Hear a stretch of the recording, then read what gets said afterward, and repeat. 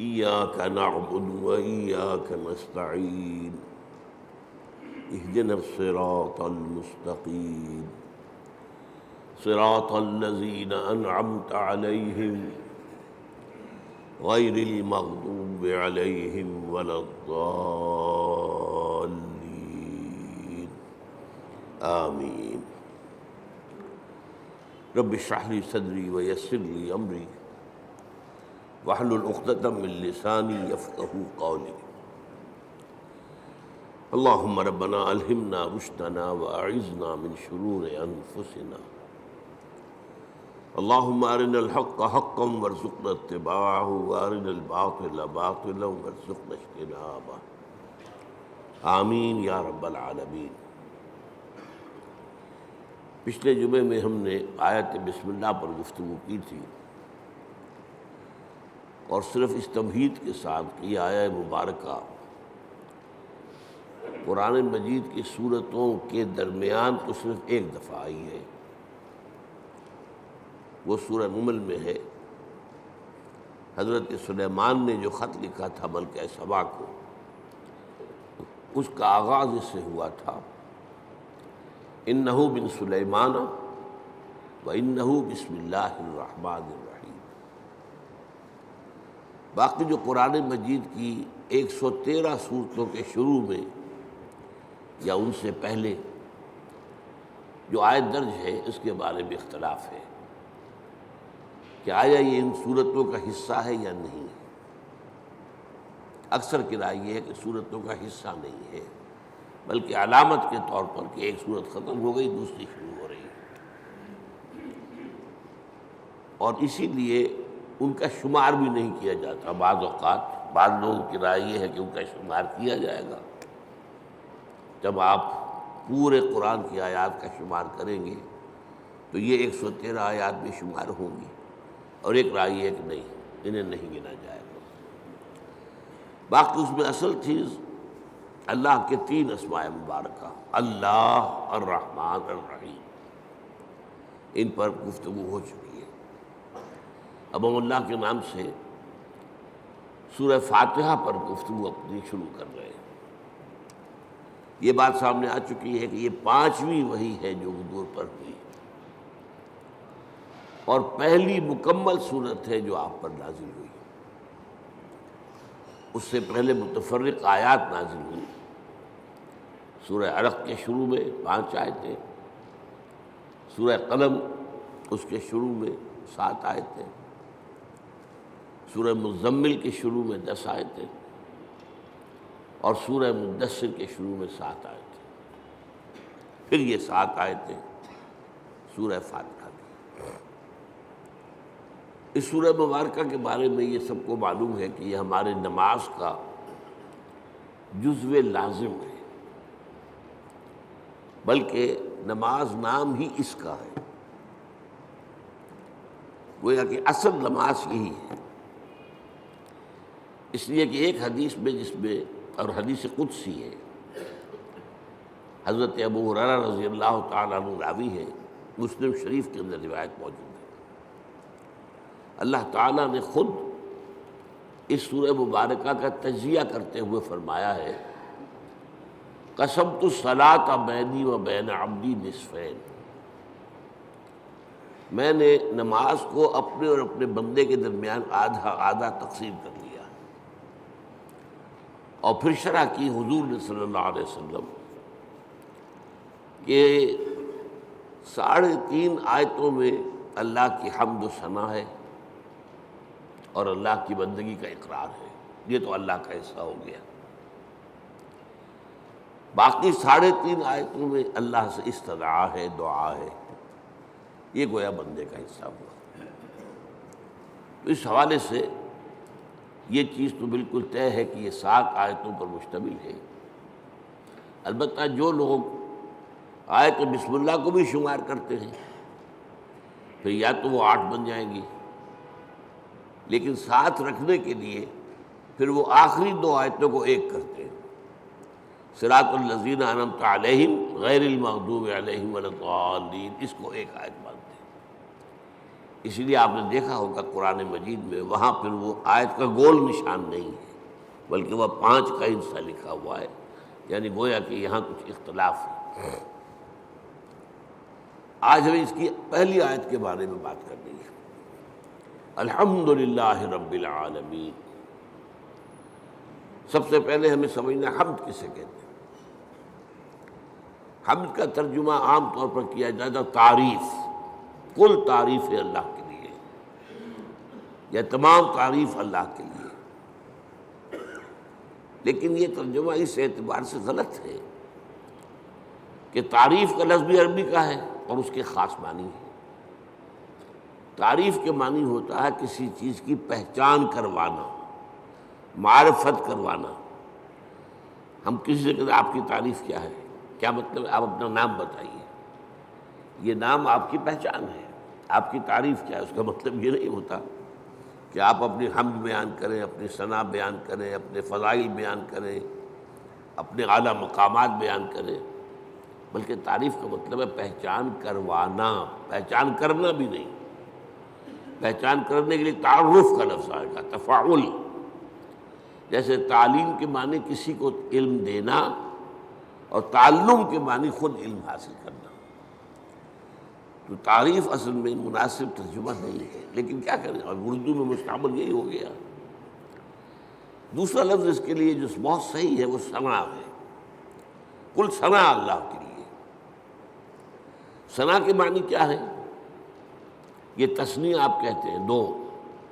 ثنا کے معنی لپیٹنے کے لیے، کسی میں جو ہم نے خوبی دیکھی وہی ہم نے اس کے سامنے بیان کی، گویا کہ اس کی خوبی کو اس کی طرف لوٹا رہے ہیں، یہ ثنا ہے۔ کل ثنا اللہ کے لیے ہے، تو جو بھی خوبیاں ہیں جس کی کہ اس اعتبار سے اس کی طرف اس کو لوٹایا جائے تو یہ ثنا ہو جائے۔ اب تیسری بات سمجھیے، تعریف اور ثنا بھی اس کا اصل مفہوم نہیں ہے، اس کا بنیادی مفہوم شکر ہے۔ کل شکر اللہ کے لیے۔ آپ دیکھیں گے کہ حضور سے بھی اور قرآن میں بھی جو مقام شکر کا آتا ہے وہاں پر لفظ حمد آتا ہے۔ آپ کو بھوک لگی ہوئی تھی، نہ قحط بھی تھی، کھانا کھایا، توانائی ایک جسم میں محسوس ہوئی، آپ نے کیا دعا پڑھی؟ الحمدللہ الذی اطعمنی وسقانی وجعلنی من المسلمین۔ اب یہ مقام شکر ہے۔ اسی طریقے سے آپ کو اگر اجابت ہو جائے صبح ٹھیک تو طبیعت جو ہے ہلکی ہو جاتی ہے، قبض ہو تو طبیعت بھاری رہتی ہے، لہذا اجابت سے فارغ ہو کر کیا دعا ہے؟ الحمدللہ الذی اذھب عنی الاذی وعافانی۔ اس اللہ کا شکر ہے جس نے مجھ سے اذیت بخش ہے کو دور کر دیا، اذیت، اور مجھے عافیت بخشی۔ یہ آپ نے حکما کا قول سنا ہوگا کہ قبض جو ہے وہ 100 امراض کی بنیاد بن جاتا ہے۔ تو گویا کہ یہ جو فضلات ہیں ہمارے جسم سے ان کا نکل جانا، یہ ہمارے لیے ایک بڑی رحمت ہے، اس پر اللہ کا شکر ادا کیا جائے۔ تو جہاں کہیں بھی مقام آئے گا کہ شکر کا لفظ آئے، اب آپ کی آنکھ کھلی صبح، رات بھر کی کیفیت نیند کی جو تھی، آپ کا شعور آپ کے پاس نہیں تھا، اور ایک حدیث سے معلوم ہوتا ہے، قرآن مجید کی آیت سے بھی، کہ روح جو ہے وہ اللہ تعالیٰ نیند میں سلب کر لیتا ہے۔ جان رہتی ہے لیکن روح نکال لیتا ہے۔ اللہ یتوفی الانفس حین موتہا، لیکن یہ کہ موت میں بھی نفس آتا ہے، والذی لم تمت فی منامہا، اور جس کی موت کا وقت نہیں آتا اس کی نیند میں وہ اللہ تعالیٰ روح کو سلب کرتا ہے، پھر لوٹاتا ہے۔ تو اب اس کو گویا کہ حدیث میں کہا گیا کہ یوں سمجھیے کہ نصف موت تو ہو گئی نا، اور ہم کہیں گے کہ نیند جو ہے موت کی بہن ہے، اس کی دعا کیا سکھائی حضور نے؟ الحمدللہ الذی احیانی بعدما اماتنی والیہ النشور. اس اللہ کا شکر ہے جس نے مجھے از سر نو زندگی دی، اس کے بعد کہ مجھ پر موت طاری کر دی تھی. موت کی بہن تو مجھ پر طاری ہو گئی تھی، نیم مردہ تو میں ہو چکا تھا کہ میرا شعور جو ہے وہ نہیں تھا میرے ساتھ. وہاں بھی لفظ حمد ہے، الحمدللہ الذی احیانی بعدما اماتنی والیہ النشور.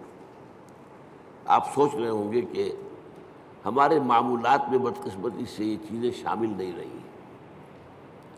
یہ ذکر کی بہت عمدہ شکل ہے، جسے کہتے ہیں کہ حضور نے قرآن میں آیا الذین یذکرون اللہ قیاما وقعودا وعلی جنوبہم، وہ لوگ جو اللہ کو یاد کرتے ہیں کھڑے ہوئے، بیٹھے ہوئے، لیٹے ہوئے، ہر حال میں. تو کیا مطلب کوئی اور کام نہیں کرتے؟ نہیں، کام کے ساتھ دعا ہے. آپ کی آنکھ کھلی، الحمدللہ الذی احیانی بعدما اماتنی والیہ النشور. کھانا کھایا، الحمدللہ الذی اطعمنی وسقانی وجعلنی من المسلمین. اجابت ہوئی، الحمدللہ الذی اذھب عنی الاذی وعافانی. یہ جو مصنون دعائیں ہیں، ان سے جیسے کہ ہم کہتے ہیں کہ ایک تیر سے دو شکار، دو نسبتیں قائم ہوتی ہیں. ایک اللہ سے نسبت قائم ہو گئی، ہم نے اس کا حمد کی، ہم نے اس کا شکر ادا کیا، تعلق قائم ہوا. ایک رسول کے ساتھ نسبت ہو گئی کہ مسنون دعا ہے. ہم اس شکر کے ادا کرنے میں اپنے الفاظ نہیں استعمال کر رہے، بلکہ وہ کر رہے ہیں کہ جو نبی اکرم صلی اللہ علیہ وسلم کرتے ہیں. تو دونوں نسبتیں اللہ کا ذکر، اس میں وقت تو کوئی نہیں لگا. بہرحال شکر جو ہے در حقیقت وہ اس حمد کا نیوکلیس ہے. البتہ شکر، اور عام معنی میں اب لفظ استعمال کر رہا ہوں میں تعریف، اس میں جو ایک باریک سا فرق ہے وہ کیا ہے؟ شکر کیا جاتا ہے اس چیز پر جس کا آپ کو فائدہ ہوا ہو، جس سے آپ کو کچھ حاصل ہوا ہو، جس سے آپ کی کوئی ضرورت پوری ہوئی ہو، جس سے آپ کی کوئی تکلیف رفع ہوئی ہو، جس سے آپ کی کوئی حاجت پوری ہوئی ہو. شکر اس پر ہو. اور تعریف کوئی حسن ہے، کمال ہے، خوبی ہے، چاہے آپ کو تو کوئی فائدہ نہیں ہوا. پھول کیا خوبصورت پھول ہے، تعریف کی ہے آپ نے، لیکن یہ کہ آپ کو اس سے کوئی مادی فائدہ تو نہیں ہوا. ہر شے، جس شے میں بھی کوئی جمال ہے، کوئی کمال ہے، اس کی تعریف کی جائے، خواہ آپ کو اس سے کوئی فائدہ نہ پہنچاؤ. یہ تعریف ہے. البتہ یہ جو باریک سا فرق میں نے بیان کیا ہے، اس کو بھی نوٹ کر لیجئے کہ یہ بھی ہمارے شعور کے محدود ہونے کی وجہ سے ہے، ورنہ اس سے بھی ہمیں فائدہ ہوتا ہے. ایک خوبصورت پھول دیکھ کر اس کی خوبصورتی، اس کی خوشبو، اس سے آپ کی روح کو ایک باریدگی حاصل ہوتی ہے. اسی لیے میں نے لفظ استعمال کیا، مادی فائدہ نہیں ہوتا، آپ کی روح کو ایک باریدگی، آپ کی طبیعت میں ایک انشراح، آپ کی طبیعت میں ایک کیفیت پیدا ہوتی ہے. ہائی اسکول کے زمانے میں جو ہمارا کورس تھا انگلش پوئٹری کا، تو پہلی نظم تھی ڈیفوڈلز. بہت سے حضرات نے پڑھی ہوگی. وہ نظم کیا تھی کہ شاعر ایک روز سیر پر نکلا ہوا ہے، ایک پہاڑی کو عبور کر کے وہ جب اس کی چوٹی پر پہنچتا ہے تو اب دوسری طرف نگاہ گئی، وادی ہے، اور وادی بھری ہوئی ہے ڈیفوڈل کے پودوں سے اور اس کے پھولوں سے، اور پھول لہرا رہے ہیں ہوا کے اندر، ناچ رہے ہیں ہوا میں. یہ منظر جو ہے، اب اس سے اسے کوئی فائدہ تو نہیں پہنچا، کوئی مادی فائدہ نہیں پہنچا، لیکن شاعر اصل میں کہتے ہی اسے ہے جس کا شعور زیادہ زندہ ہو. شاعر کہاں سے بنا ہے؟ شعور سے. شاعر زیادہ حساس ہوتا ہے. وہی چیز جو آپ نے بھی دیکھی، شاعر نے بھی دیکھی، اس نے اس کا ایک زیادہ گہرا اثر دیا. تو وہ شاعر کہتا ہے، ورڈزورتھ نام کا شاعر ہے یہ، I gazed and gazed, but little thought what wealth the scene to me has brought. میں دیکھتا رہا لیکن مجھے یہ خیال نہیں آیا کہ یہ سین، یہ نظارہ جو میں نے دیکھا ہے، اس سے مجھے کیا دولت ملی ہے۔ اب اس کے بعد اسے احساس ہوا فراف من کاؤچ لائی، کیونکہ اکثر اب ہوتا ہے کہ میں جب اپنے کاؤچ پر، اپنے بستر پر لیٹا ہوتا ہوں، ان ویکنٹ اور ان پینسو موڈ، کسی فکر میں ہوں یا خالی ذہن ہوں، they flash upon that inward eye which is the bliss of solitude. وہ ڈیفوڈل کا نظارہ جو ہے میری اندرونی آنکھ کے سامنے آ جاتا ہے۔ they flash upon that inward eye which is the bliss of solitude، جو کہ انسان کی تنہائی کا سب سے بڑا، یوں سمجھیے کہ اس کی نعمت ہے۔ And then my heart with pleasure fills and dances with the daffodils. اب پھر میرا دل جو ہے خوشی سے بھر جاتا ہے، اور وہ بھی ان ڈیفوڈلز کے ساتھ ناچنا شروع کر دیتا ہے۔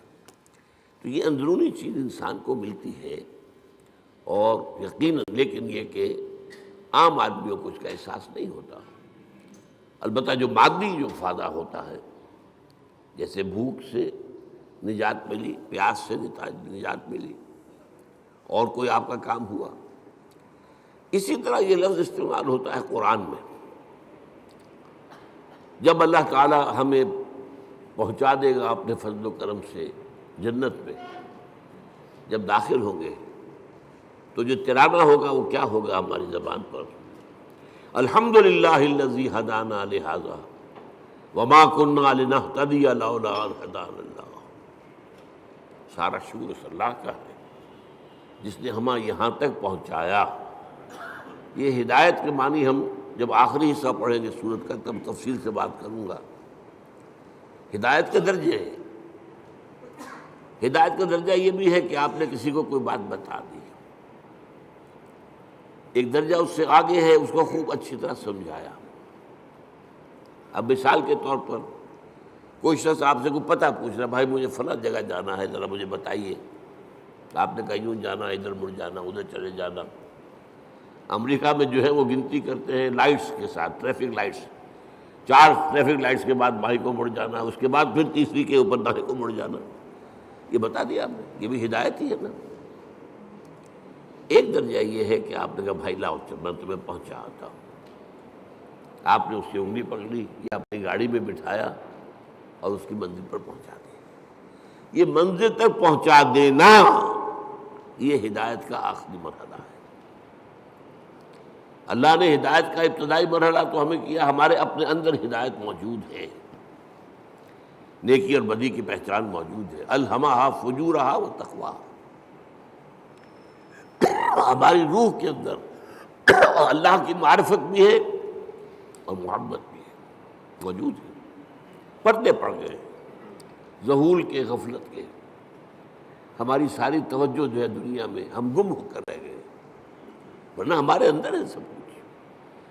قرآن کہتا ہے فطرت اللہ التی فطر الناس علیہا، یہ انسان کو جو بنایا اللہ نے یہ فطرت اللہ پر بنایا، فطرت اللہ التی فطر الناس علیہا ہے۔ ہمارے اندر معرفت بھی ہے، محبت بھی ہے، محبت بھی خوابیدہ ہے، اور معرفت کے اوپر بھی ذہول کے پردے پڑے ہوئے۔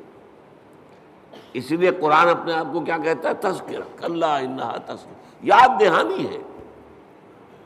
فذکر بالقرآن من یخاف وعید، آپ تذکیر کیے، یاد دہانی کرائیے۔ یہ تعلیم نہیں ہے، تعلیم تو اس چیز کی ہوتی ہے جو پہلے انسان کو معلوم نہ ہو۔ تذکیر وہ ہے جو آپ کو یاد تھی، معلوم تھی، بھول گئے آپ، لیکن آپ کے علم میں تھی، بھول گئے۔ تذکیر، یاد دہانی، بھئی فلاں وقت ہوا تھا نا معاملہ، تمہیں یاد نہیں رہا، یہ آپ تذکیر کر رہے ہیں۔ کوئی ادھر ادھر کی بات کر کے آپ بتائیں گے یاد آ جا، ہاں مجھے یاد آ گیا، یہ تذکیر۔ تو قرآن تذکیر کے لیے آیا ہے، تذکرہ ہے، ذکرہ بھی کہا گیا۔ وَلَقَدْ يَسَّرْنَا الْقُرْآنَ لِلذِّكْرِ فَهَلْ مِن مُدَّكِرٍ، اس یاد دہانی کے، ورنہ تمہارے اندر موجود ہے۔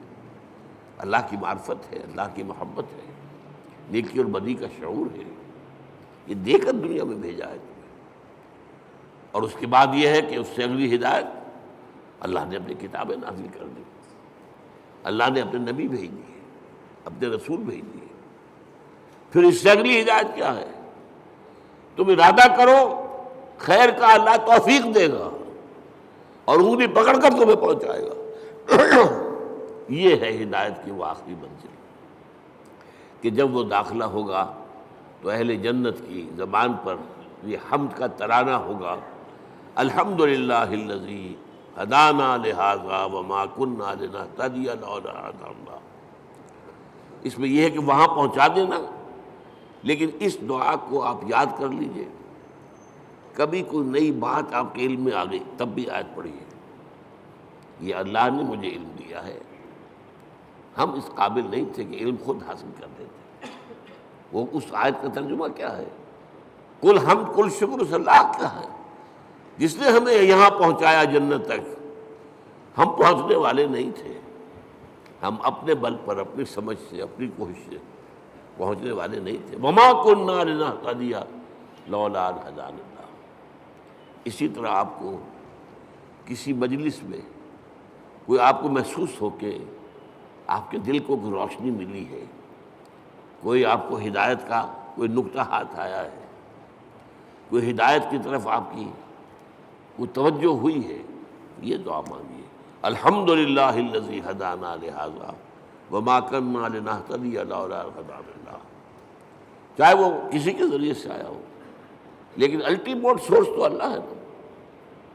خود اس کو کس نے بتایا تھا؟ اللہ نے بتایا تھا۔ ہمیں جس نے سکھایا ہے اسے کس نے سکھایا تھا؟ اللہ نے سکھایا تھا۔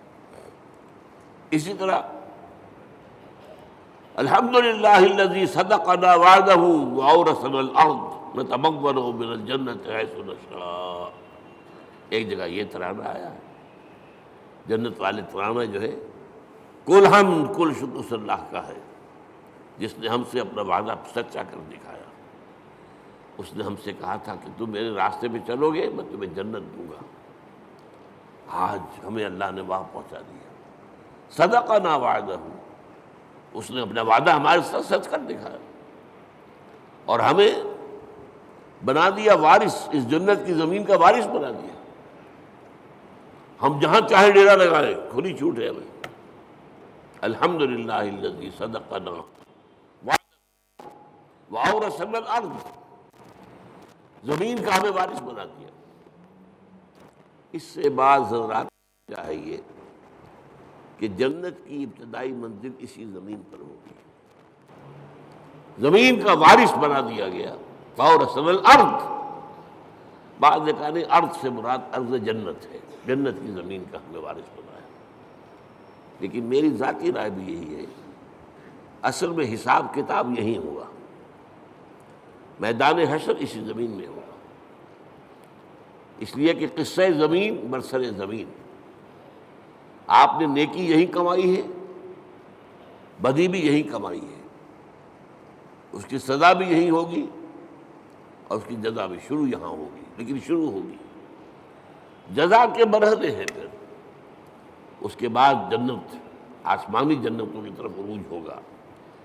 لیکن وہ جو میں نے کئی دفعہ آپ کو بتایا ہے، قرآن مجید میں ایک نزل کا لفظ آتا ہے، نزل، اور ایک عربی میں ضیافت کا لفظ، ان دونوں میں فرق کیا ہے؟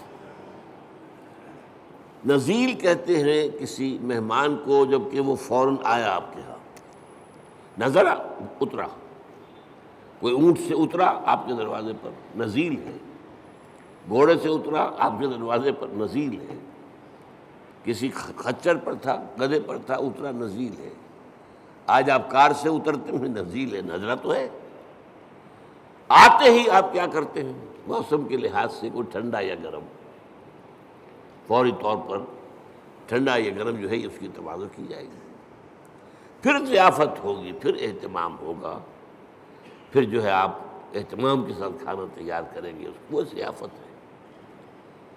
یہ جو قرآن مجید میں یہ نقطہ جو ہے بعض لوگوں کو بہت پریشان کرتا ہے، ذرا لطیف مزاج رکھنے والے لوگوں کو کہ کیا جنت کے اندر اللہ تعالیٰ حوریں ہوں گی، غلمان ہوں گے، شہد ہوگا، دودھ ہوگا، پھل ہوں گے، یہ مادی چیزیں جو ہیں ان کی کیا قدر و قیمت ہے؟ کیا یہی کچھ ملنا ہے؟ اس کا جواب یہی ہے، یہ نزل ہے، ابتدائی جو ہے مہمان نوازی اس سے ہوگی۔ اور کیوں ہونی ہے؟ ایک بندہ مومن اپنے راستے پر اگر وہ چلتا ہے ایمان اور اسلام پر، تو اس دنیا میں نعمتوں میں سے اکثر آلات میں محروم رہتا ہے۔ حلال کے ذریعے سے کہاں آپ پھل لائیں گے، کہاں اپنے بچوں کو پھل کھلائیں گے؟ آپ کو ٹنڈی ترشی کے ساتھ جو ہے آپ نے اپنے نفس کے اوپر بھی قابو رکھا ہے، آپ نے کوئی جنسی جو ہے بے راہروی اختیار نہیں کی ہے۔ یہ جن خواہشات کو جو اللہ نے ہمارے اندر رکھی ہوئی ہیں ان کو کنٹرول کیا، روکا ہے۔ نہن نفس عن الہوا، خواہشات سے اپنے نفس کو روکے رکھا۔ تو میں کہتا ہوں اس کا منطقی جگہ یہی ہونی چاہیے کہ ان خواہشات کی بھرپور تسکین کا سامان کر دیا جائے جن سے تم نے ہمارے راستے پر چلنے کی وجہ سے اپنے آپ کو محروم رکھا۔ لیکن یہ نزل ہوگا، آخری جنت کے جو نعمتیں ہیں جو اور آگے درجے کھلیں گے، پھر چڑھنا ہوگا، صعود ہوگا۔ اس صعود کے بارے میں تو فرمایا ما لا عین رأت ولا اذن سمعت وما خطر علی قلب بشر۔ وہ جو اوپر کی جنتیں ہیں ان کی نعمتوں کے بارے میں حضور کے الفاظ ہیں، وہ تو وہ ہیں جو نہ کسی آنکھ نے دیکھی، نہ کسی کان نے سنی، نہ کسی کے دل میں ان کا احساس اور ادراک وارد ہوا۔ وہ یہاں بیٹھ کر تو ہم اندازہ کر ہی نہیں سکتے۔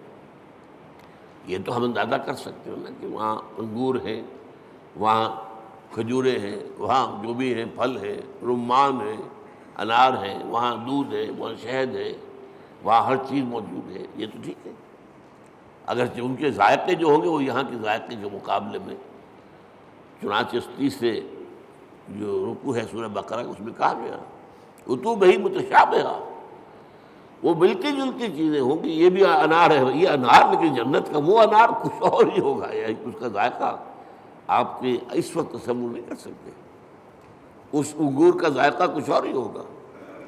آپ شہد جو ہے دنیا کا کتنا کھا لیں گے، تھوڑا سا لے کر دل بھر جائے گا۔ وہ شہد ایسا نہیں ہوگا۔ جیسے وہاں کی آگ ایسی نہیں کہ ایک دفعہ جلا دے تو بس جل گیا جسم، نہیں، پھر کھال دے دی جائے گی، پھر جو ہے دوبارہ اس کے اندر حس پیدا کر دی جائے گی۔ اس لیے کہ حس جو ہے وہ سینسٹیونیس جو ہے وہ تو اسی میں، کھال میں ہے۔ کھال جلنے کے بعد آپ کا گوشت جل رہا ہوگا تو آپ پتہ بھی نہیں چلے گا کیا ہو رہا ہے، اس لیے کہ اس میں سینسیشن ہے ہی نہیں۔ تو بہرحال جنت کی نعمتوں کو میں آپ سے عرض کر رہا تھا کہ یہ یہیں پر میدان حشر ہے۔ اب میرا گمان ہے، اب یہ باتیں جو ہیں وہ یقین کے درجے میں نہیں ہے، نہ ان کو اس بانی میں آپ لیجئے۔ میرا گمان یہ ہے کہ جہنم اس زمین کے پیٹ میں موجود ہے۔ آپ کو معلوم ہے جو وہاں کی گرمی ہے، جب آتش فشاں پھٹتا ہے تو کیا نکلتا ہے؟ لاوا۔ وہ چٹانیں جو ہیں پگھلی ہوئی، وہ لاوا، وہ سارا تو پیٹ میں ہے۔ اب کیا ہوگا سوچئے، ایک گیند ہے، فٹ بال ہے، اس کے پیٹ میں کچھ ہے۔ جب آپ اس گیند کو کھینچیں گے ادھر سے ادھر سے، چپٹی ہوگی تو درمیان کی چیز باہر آ جائے گی کہ نہیں؟ وَإِذَا الْأَرْضُ مُدَّتْ وَأَلْقَتْ مَا فِيهَا وَتَخَلَّتْ۔ وہ دن قیامت کا کیا جب زمین کو کھینچا جائے گا۔ وَإِذَا الْأَرْضُ مُدَّتْ إِذَا السَّمَاءُ انشَقَّتْ وَأَذِنَتْ لِرَبِّهَا وَحُقَّتْ وَإِذَا الْأَرْضُ مُدَّتْ وَأَلْقَتْ مَا فِيهَا وَتَخَلَّتْ وَأَذِنَتْ لِرَبِّهَا وَحُقَّتْ۔ اب وہ کھینچیں گے آپ تو اس کے اندر سے درمیان چیز باہر نکل آئے گی۔ یہ ہوگی جہنم۔ اس جہنم کا معاملہ اسی زمین میں سے نہیں۔ پھر وہی لفظ کہہ رہا ہوں، قصہ زمین برسر زمین۔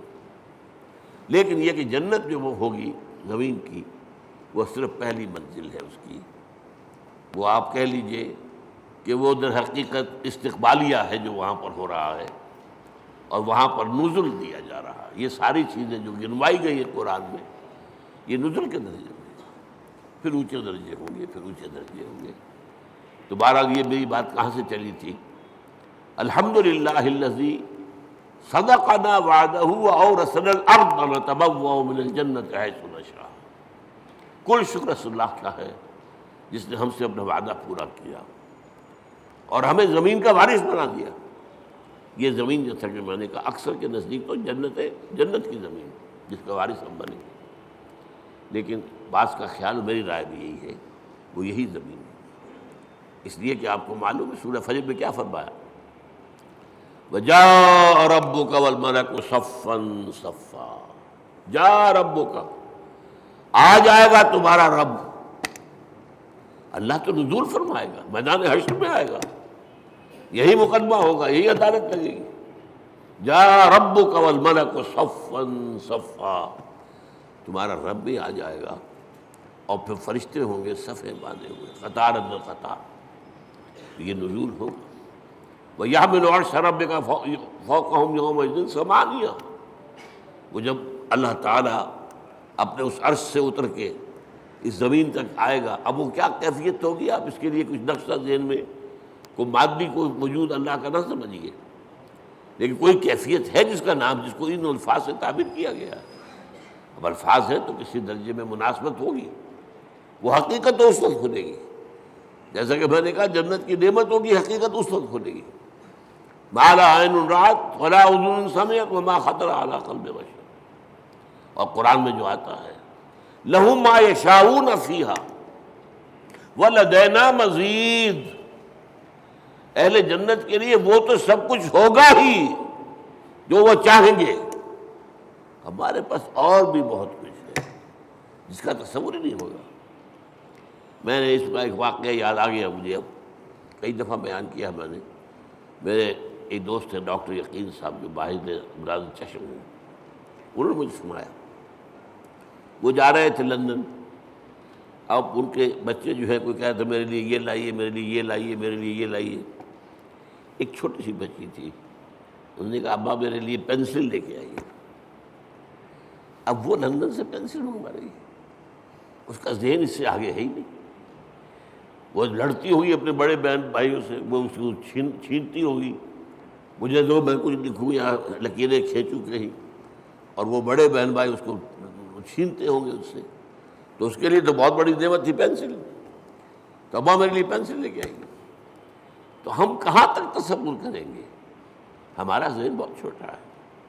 لہم ما یشاؤون فیہا، وہاں وہ تو سب کچھ ہے ہی ہے جس کا کہ ان کے اندر تمنا ہے، آرزو ہے، خواہش ہے، جس کی سمجھ ہے، جس کا ادراک ہے، جس کا شعور ہے۔ وَلَدَيْنَا مَزِيدٌ، ہمارے پاس اور بہت کچھ ہے۔ اور یہاں وہ جوڑ لیجئے ما لا عین رأت ولا اذن سمعت وما خطر علی قلب بشر۔ تو یہ اصل میں حمد ہے، شکر۔ الحمدللہ، یہاں الف لام جو لگ گیا ہے، اور اسے اصل میں کہا جاتا ہے لام، صرف الف لام نہیں کہتے، لام تعریف۔ الف جو ہے یہ حمزۃ الوصل کہلاتا ہے، کیونکہ کوئی لفظ جو ہے وہ ساکن لفظ سے شروع نہیں ہو سکتا۔ اب اسٹیشن، اب کیا کہیں گے، سٹیشن ہو جائے گا عام طور پر، یا یو پی وغیرہ میں کیا روایت تھا، اسٹیشن، وہ اس کے ساتھ الف لگا لیتے تھے۔ سکول، سین ساکن ہے، کیسے بولے اس کو، کوئی زبر لگے گا یا وہ اسکول اسٹیشن۔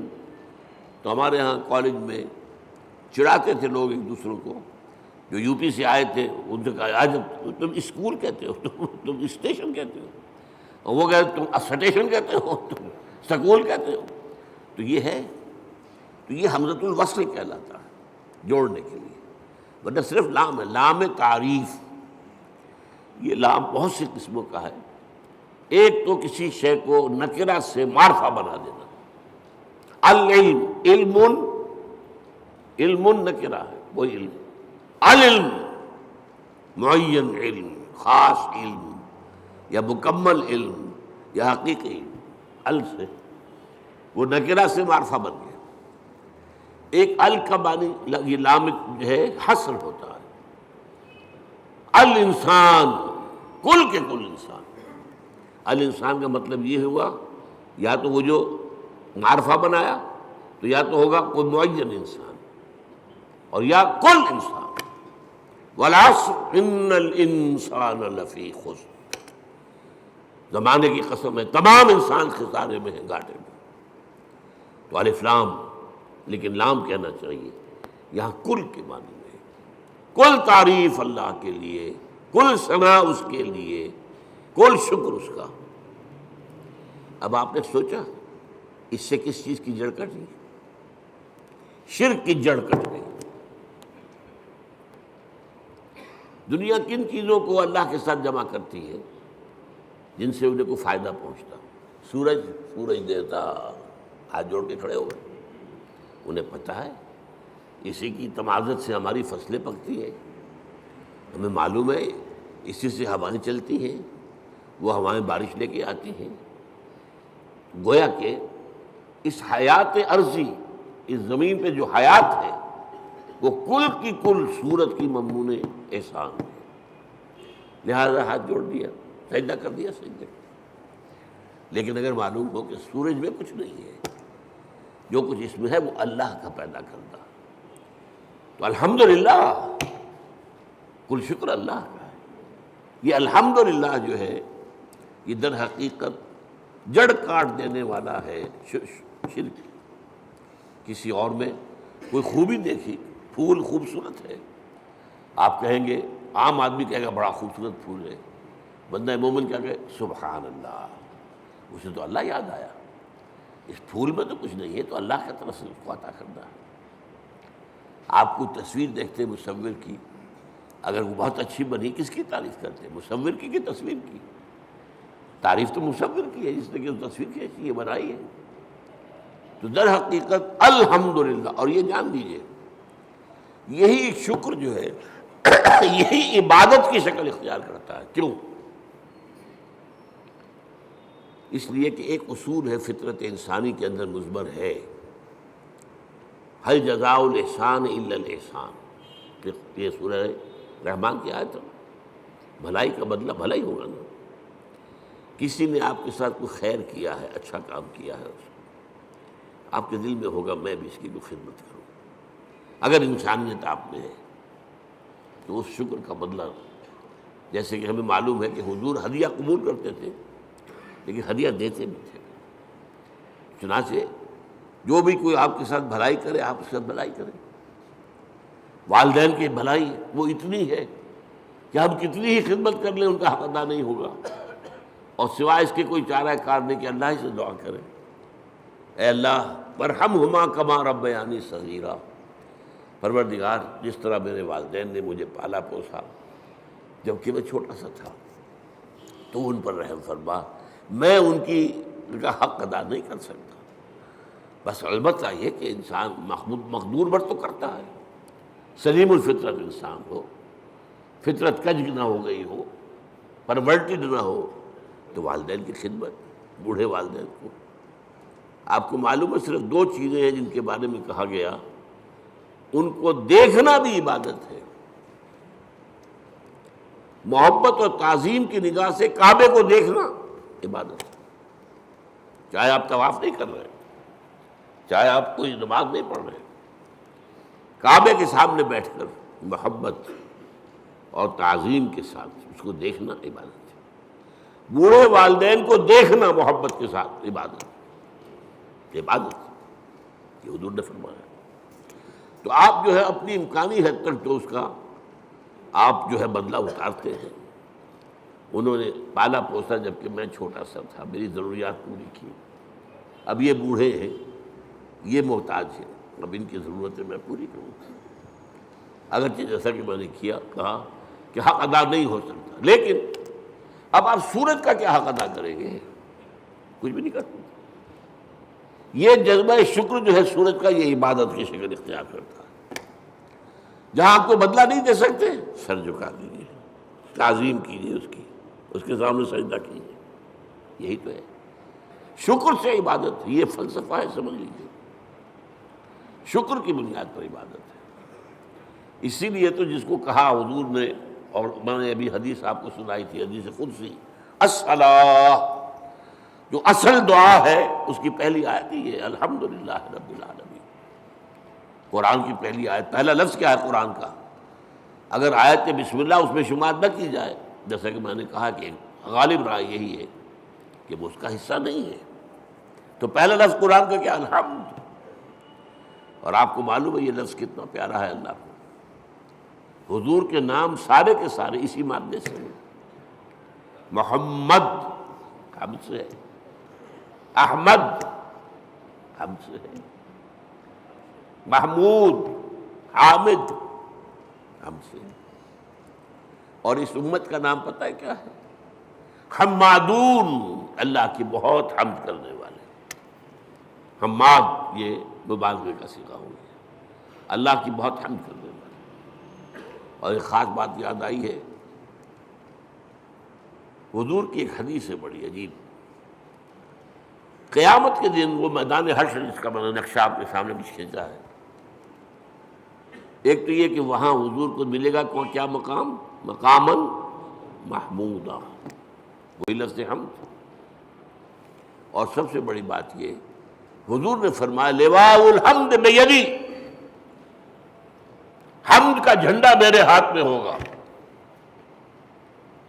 اور اس دن میں اللہ کی وہ حمد کروں گا جو آج نہیں کر سکتا۔ اس نقطے کو سمجھنا ضرورت ہے، غور کرنا ہوگا۔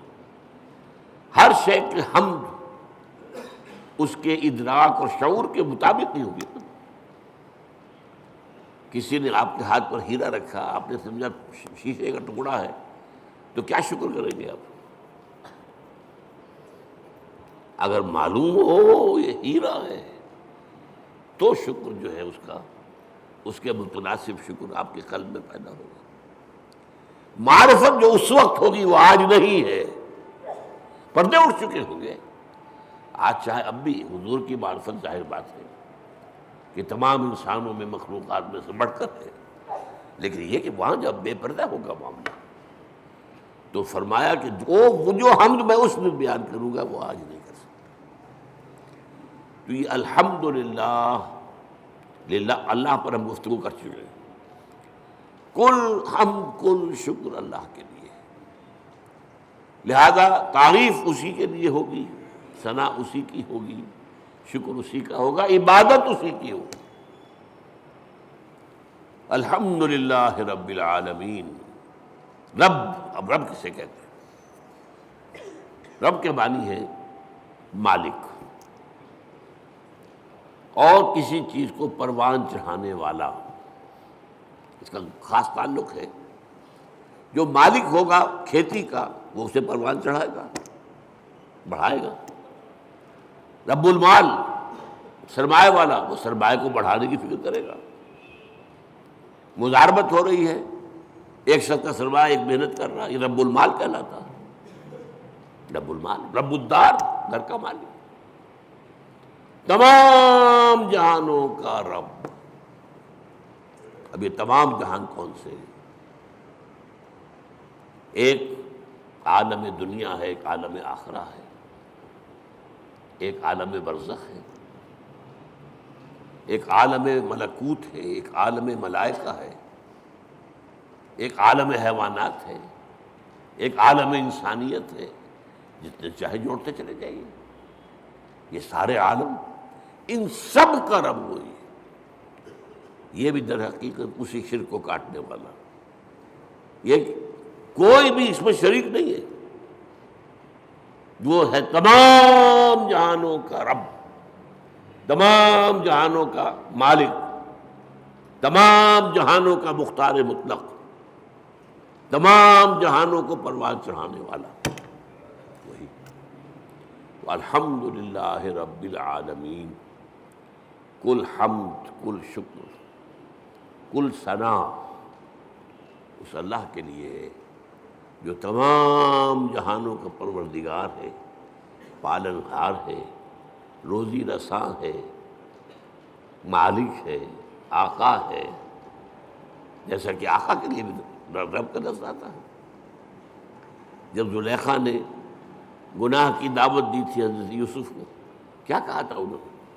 انہ ربی احسن مثوایا، یہ تمہارا شوہر جو ہے عزیز مصر وہ میرا آقا ہے، ظاہر بات ہے خریدا تھا اس نے، اور اس نے مجھے بہترین طریقے پر رکھا ہے، میرے ساتھ اس نے سلوک کیا ہے، اب میں اس کے ساتھ خیانت کروں تو مجھے کس چیز کی دعوت دے رہی ہے؟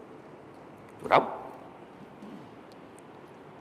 تو اسی طریقے سے حضرت یوسف کے پاس جب ایلچی پہنچا تھا جیل میں، تو کہا گیا جہاں اپنے رب کے پاس، میں نہیں جاؤں گا اس کے پاس جب تک کہ وہ معاملہ طے نہ ہو جائے جو مجھے بدنام کیا گیا تھا اور بدنام کر کے جیل میں پہنچایا گیا تھا۔ واقعی میں داغدار تھا یا نہیں؟ ارجع الی ربک، لوٹ جاؤ اپنے رب، بادشاہ کو رب کہا گیا۔ تو رب جو ہے مالک کسی شے کا، رب البیت رب المال، تو تمام جہانوں کا مالک اور آقا، تمام جہانوں کا پروردگار و پالنہار اللہ ہے۔ بس آج اسی ایک آیت پر گفتگو ہوئی ہے، اگلی آیت تو ہم پڑھ چکے ہیں الرحمن الرحیم، تو اس سے اگلی آیت تیسری جو ہے اس پر انشاءاللہ اگلے جمعے میں، میری طبیعت تو خیر اچھی نہیں چل رہی ہے، میں وعدہ کیے ہوئے ہوں ایک جگہ پر مجھے جمعہ پڑھانا ہے، حویلی لکھا، وہاں ہمارے ایک ساتھی نے مسجد بنائی ہے، تعمیر کی ہے، وہ چاہتے ہیں کہ وہاں جمعہ پہلا میں پڑھاؤں، میں نے وعدہ کر لیا تھا، تو اگر جیسا اس وقت ہوں ایسا بھی ہوا تو انشاءاللہ جاؤں گا، تو پھر شاید اگلے جمعے میں آپ سے یہاں ملاقات نہ ہو، تو اس سے اگلے جمعے میں اب مالک یوم الدین پر گفتگو ہوگی۔ اقول قولی ھذا واستغفر اللہ لی ولکم ولسائر المسلمین والمسلمات۔